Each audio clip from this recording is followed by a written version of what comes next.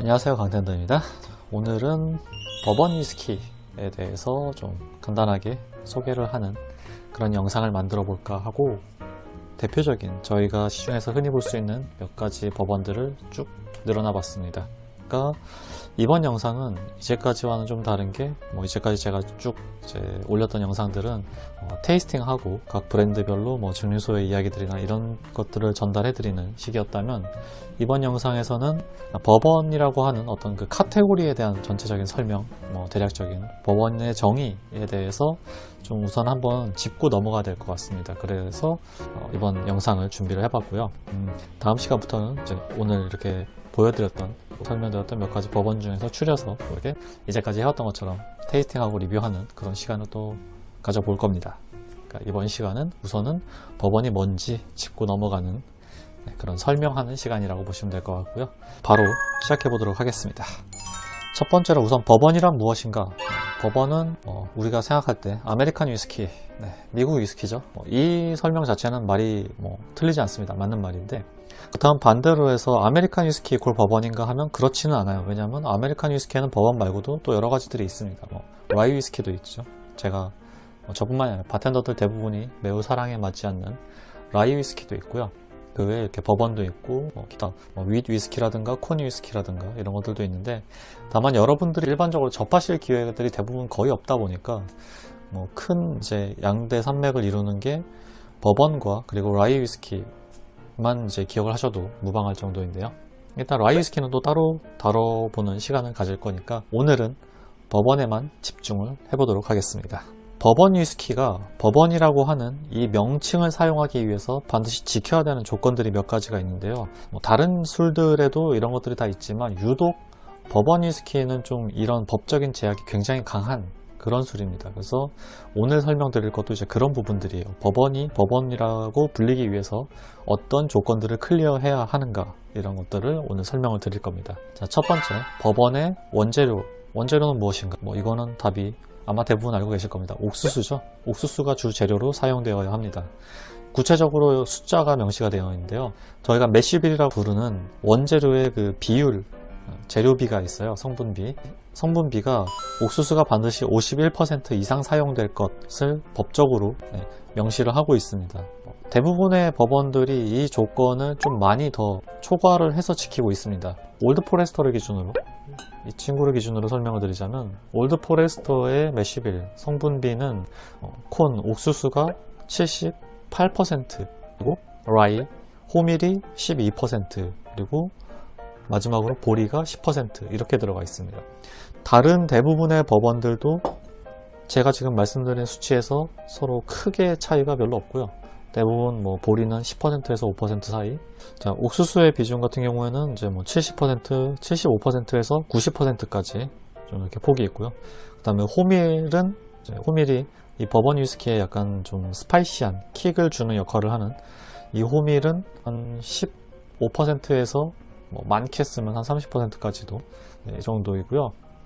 좀 상당히 예외적인 케이스로 호밀을 쓰지 않고 밀을 대신 사용하는 그런 증류소들도 있습니다. 대표적인 것이 바로 이 메이커스 마크. 원재료 비율은 이렇게 알아두시면 될 것 같고요. 알코올 도수에 대한 이제 제약들이 많이 있습니다. 상당히 그 단계별로 여러 가지가 있는데요. 우선은 발효 과정을 거쳐서 최종 증류까지 다 마친 단계에서 반드시 알코올 도수는 80도보다 낮아야 합니다.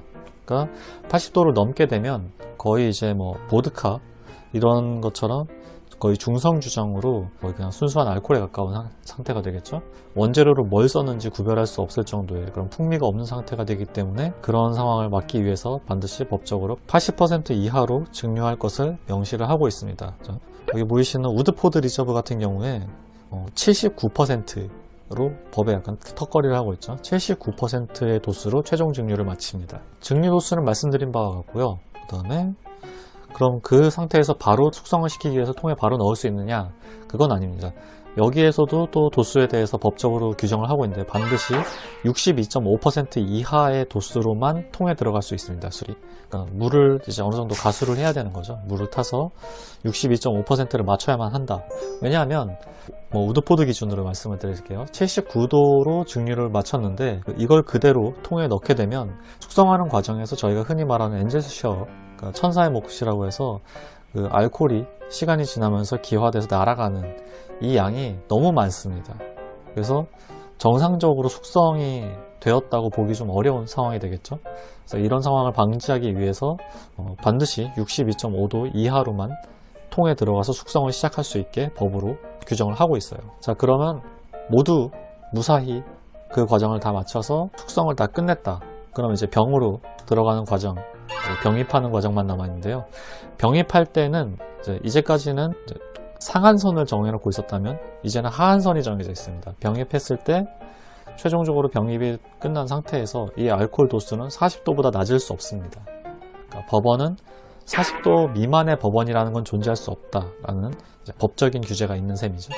첨가물에 대한 규정도 있습니다. 그래서 법원의 첨가물에 대한 규정은 아주 엄격해서 반드시 이제 증류를 한 그 술, 법원 그 원액과 거기에 더할 수 있는 것은 오직 물뿐이다. 그 외에 어떠한 조미료, 감미료 성분과 그리고 색소, 인공색소 같은 것들도 일절 첨가할 수 없습니다. 그러니까 더하면 법원이라는 이름으로 판매를 할 수가 없게 되는 거죠. 시나몬 이런 성분을 첨가를 해서 만들었던 뭐 파이어볼 시리즈라든가 한동안 많이 유행을 했었죠. 달콤한 꿀이 들어간 허니, 위스키 시리즈들이 각 브랜드별로 많이 나왔었는데 이런 것들은 기본적으로 이제 리큐르이기도 하고 당이 첨가됐으니까 그거 아니더라도 이런 여러 가지 성분들이 들어가 있기 때문에 절대 이제 법원이라는 이름으로는 판매가 불가능한 그런 상황이었던 거죠. 개인적으로 이 부분에 대해서 저는 스카치 업계가 좀 법원 업계를 본받았으면 하는, 제가 이제까지 아마 살아오면서 마신 거 다 따지면 스카치 위스키를 좀 더 많이 마셨을 것 같긴 한데, 그런 제 입장에서 봤을 때는 아무래도 좀 이게 좀 부럽고, 스카치 위스키 업계가 좀 이거 약간 각성을 해야 되는 부분이 아닌가라고 생각하는 부분인데요. 아직 스카치 위스키 업계는 그 캐러멜 색소를 못 잃고 있는 상황이라서 좀 이런 상황을 좀 타파했으면 좋겠다. 하루라도 빨리, 한시라도 빨리. 그렇게 생각을 하고 있습니다. 아무래도 이건 사실 소비자의 이익보다는 생산자의 이익을 더 많이 좀 챙겨주고 있는 그런 상황이라고 저는 생각이 되니까요. 그러면은 법원 업계는 소비자보다 어떤 특정 업계의 이익을 더 대변하는 그런 부분이 없는가 하면 또 그렇지는 않다는 것을 이번 규정에서 여러분들께 좀 소개를 시켜드릴 수 있을 것 같습니다. 통에 대한 규정으로 넘어가 볼게요. 오크통에 대한 이 규정 부분이 법원에서 어떻게 보면 가장 납득하기 힘들기도 하고 좀 이렇게까지 할 필요가 있나 싶은 조항들이 군데군데 눈에 띄는데요. 하나씩 설명을 드리도록 할게요. 첫 번째로 반드시 새 오크통만 써야 한다라는 규정이 있습니다. 여기서부터 조금 이제 좀 과하지 않나? 라고 생각을 하는 부분인데, 여기 지금 보이시는 어떠한 법원이든 이 법원 위스키를 숙성시키는데 사용한 그 오크통은 재사용을 할 수가 없습니다. 이 같은 법원 위스키를 만드는 데는 재사용을 할 수가 없어요. 사실 무한정 술을 생산하는 한, 법원을 생산하는 한, 법원을 숙성시키는데 썼던 통이 끊임없이 늘어날 수밖에 없는 그런 이제 구조를 가지고 있습니다. 그래서 뭔가 소비처를 찾아야 되는 거죠. 다행히도 스카치 위스키 같은 경우에는 한번 사용했던 통을 쓰는 게 오히려 더 일반적인 방법이기 때문에 이런 법원 업계와 약간 공생관계에 있습니다. 그래서 법원 위스키 쪽에서 위스키를 생산하고 남은 이 통을 스코틀랜드로 보내서 스코틀랜드의 업자들은 또 이제 이걸로 스카치 위스키를 만드는 데 사용하는 그런 구조인 거죠. 이건 좀 너무 과하지 않나? 라고 생각되는 부분인데, 아무래도 법원 쪽에서도 그 위스키 업자가 어떤 창의성을 발휘할 수 있는 그런 가능성 자체가 좀 차단되는 그런 측면이 있습니다. 여러 가지 다른 캐스크 배럴 숙성하는 데 있어서 여러 가지 시도를 해보고 싶을 법도 한데, 그런 가능성 자체를 원천적으로 차단을 하고 있는 법안이 바로 이 숙성통에 대한 규정이라서, 사실 이건 누구나 짐작할 수 있겠지만 오크통 생산업자들의 이익을 아주 100%, 200% 대변하는 그런 법안이라는 좀 이제 합리적인 의심이 드는 거죠. 실제로도 이 법안이 이제 만들어질 때 이 오크통 생산업자들의 그 정치권에 대한 강력한 로비가 있었다라는 심리적 가심이 있다고 합니다. 그렇다고요. 다음, 좀 전에 말씀드린 이제 오크통은 무조건 새 통을 써야 되고 재사용이 금지가 된다라고 말씀드렸죠. 두 번째로는 오크통에 그 사용하는 품종도 지정을 해놓고 있습니다. 오크 품종 자체가 고정이에요. 뭐냐면 아메리칸 화이트 오크만을 써야 합니다. 아메리칸 화이트 오크를 쓰면 유러피안 오크, 보통 이제 저희가 유러피안 쉐리 오크, 와인 오크 이런 것들하고 비교를 하게 되는데, 유러피안 오크하고 그러면 아메리칸 오크와의 차이점은 뭐냐를 설명드리면 영상이 너무 길어질 것 같으니까 그거는 다음으로 넘길게요. 이 오크통에 대해서는 따로 영상을 만들어 보도록 하겠습니다. 약속할게요. 아무튼 이번에는 패스하겠습니다. 자, 다음으로 오크통의 그을림, 그러니까 반드시 통 내부를 열 가공을 한 불로 직접 가열한 이 통만을 쓸 수 있습니다. 그냥 생 오크통을 그대로 사용할 수 없게 법으로 이거는 지정이 되어 있습니다. 근데 이거는 좀 그럴만한 게 내부를 그렇게 열 가공하지 않은 때 그냥 술을 집어넣고 숙성을 시키면 약간 좀 먹기 힘든 맛이 납니다. 해봐서 아는데 네, 아무튼 그래서 이거는 뭐 그럴만한 이유가 있는 법이다. 위스키 업계에서는 한 5단계 정도로 그 그을림의 단계를 구별을 하고 있고요. 가장 높은 단계, 가장 세게 가열을 해서 쩍쩍 갈라져 있는 그런 단계를 엘리게이터라고 부릅니다. 이제 악어의 등가죽처럼 갈라져 있다라는 표현인 거죠. 우리식으로 따지자면 저희는 이제 뭐 가뭄에 마른 논바닥 같은 걸 보고서 이제 거북이 등껍질처럼 갈라져 있다라고 하는데 미국에서는 악어 등가죽처럼 갈라져 있다 이렇게 표현을 하니까 서로 약간 문화적인 표현의 차이라고 보시면 될 것 같습니다. 다음으로 오늘의 하이라이트, 가장 헷갈릴 만한 부분에 대한 설명에 들어갈게요.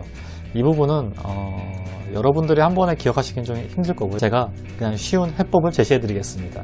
이 영상을 즐겨찾기에 추가하시고 한 번씩 생각날 때, 헷갈릴 때마다 그냥 유튜브 접속해서 들어와서 보시는 게 나을 겁니다.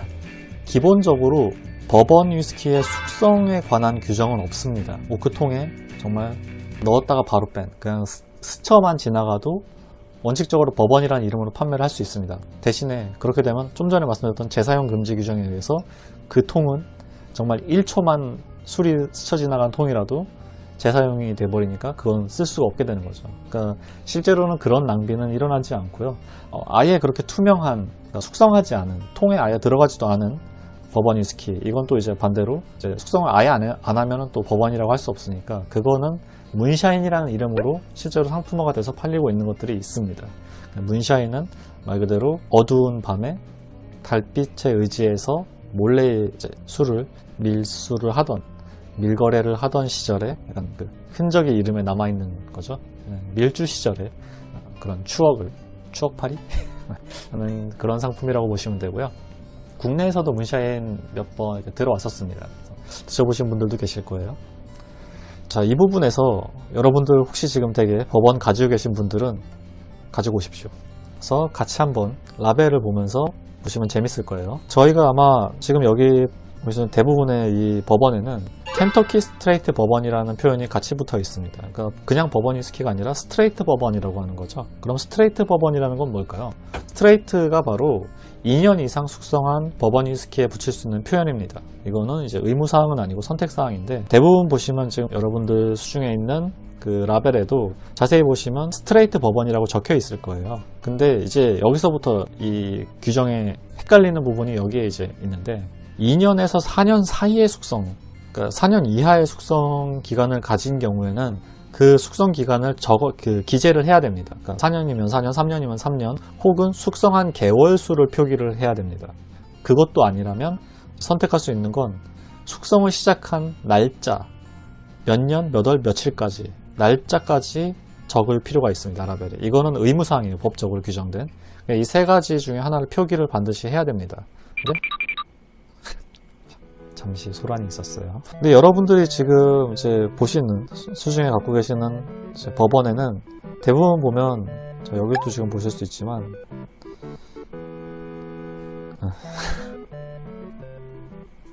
자, 여기 올드 포레스터, 와일드 터키, 얘는 빼고요.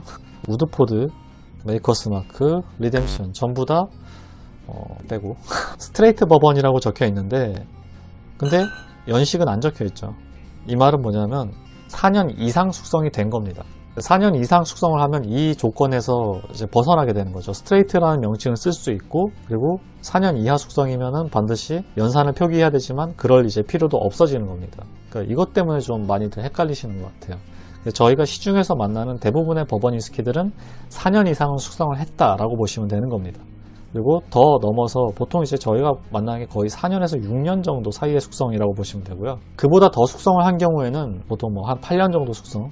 여기 보시면 와일드 터키 이 친구가 똑같이 101인데 같은 50.5도짜리인데 얘는 8년이라고 적혀져 있죠. 보통 버번 위스키가 8년 정도 숙성을 했으면 상당히 장기간 숙성을 한 거기 때문에 당연히 이렇게 라벨에 크게 떡하니 박아놓고 자랑을 하게 마련입니다. 그래서 그렇게 이제 몇 년 숙성이라고 밝히지 않는 경우는 한 뭐 6년보다는 낫다. 보통 보편적으로 이제 요즘은 6년은 거의 다 숙성을 하니까 한 4년에서 6년 정도겠구나라고 그냥 저희가 미루어 짐작할 수 있다. 이렇게 생각하시면 될 것 같습니다. 자, 이제 힘든 복잡하고 어려운 능선은 다 넘어왔고요. 마지막으로는 사실 이거는 설명을 할 필요가 있나? 라고 생각을 하기는 하는데 일단은 그냥 말씀을 드릴게요. 블렌딩에 대한 규정인데 아메리칸 위스키에도 블렌딩이 된 블렌디드 위스키가 있기는 있습니다. 근데 저희가 만날 일은 거의 없어요. 미국에서도 못 보셨다는 분들이 많으셨던 것 같은데 아무튼 일단은 설명을 드리겠습니다. 스카치랑 비슷한데 서로 다른 연식이 서로 다른 원액끼리 섞였을 경우에는 가장 젊은 원액을 기준으로 숙성에 대한 법률이 적용이 되고 표기 역시 그렇게 하게 됩니다. 3년짜리 숙성 원액과 13년짜리 원액이 섞였다. 3년으로 표기를 해야 된다라는 거죠. 그래서 실제로 이런 일은 잘 일어나지 않습니다만 일단은 그렇고요. 한 가지 더 블렌디드 위스키가 아메리칸 위스키에도 아까 좀 전에 있다고 말씀을 드렸는데 이 경우는 이제 똑같이 스카치랑 비슷하게 버번 원액에 그레인 위스키라고 할 수 있는 그러니까 80도 이상으로 중성 주정으로 증류를 한 약간 보드카 같은 그런 그레인 위스키를 섞었을 때 그렇게 했을 때 이제 블렌디드 위스키라고 표기를 합니다. 다만 스카치랑 차이가 뭐냐면 스카치는 스카치 블렌디드 위스키라는 명칭을 쓸 수 있지만 버번 위스키는 버번을 앞에 붙일 수가 없습니다. 그러니까 오늘 제가 이제 버번에 대한 쭉 규정을 설명을 드렸으니까 이렇게 섞이게 되면 버번이라는 명칭을 아예 붙일 수 없다. 이렇게 생각하시면 됩니다. 그런 경우에는 블렌디드 위스키라고 표기를 합니다. 리터스 브랜드의 아메리칸 위스키라는 이름으로 나오고 있는 라벨인데요. 이 친구 같은 경우에는 이제 아까 말씀드린 버번의 어떤 통에 대한 규정이라든가 이런 것들을 지키지 않는 대신 버번이라는 명칭을 포기한 카테고리라고 보시면 될 것 같습니다. 대신에 그렇게 해서 이제 아메리칸 위스키라는 타이틀을 달고 나왔지만 그렇다고 해서 우리가 블렌디드 위스키는 아니다 라는 부분을 항변하기 위해서 이 라벨 아랫부분에 보시면 언블렌디드라고 명시를 하고 있습니다. 이 언블렌디드가 뜬금없이 왜 나왔냐 라고 궁금해하실 분이 계실 것 같아서 이런 어떤 배경을 설명을 드렸습니다. 자, 이것으로 버번 위스키란 무엇인가, 버번에 대한 정의, 그리고 버번에 얽혀있는 버번이 반드시 지켜야 하는 법적 그런 규정, 규제들에 대해서 주르륵 다 설명을 드렸습니다. 이것으로 버번의 정리가 대충 된 것 같고요.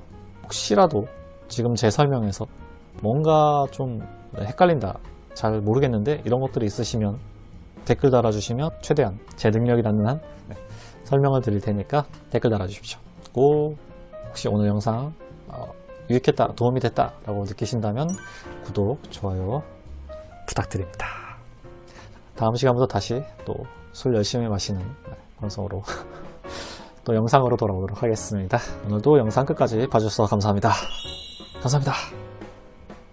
강텐더였습니다. 바이.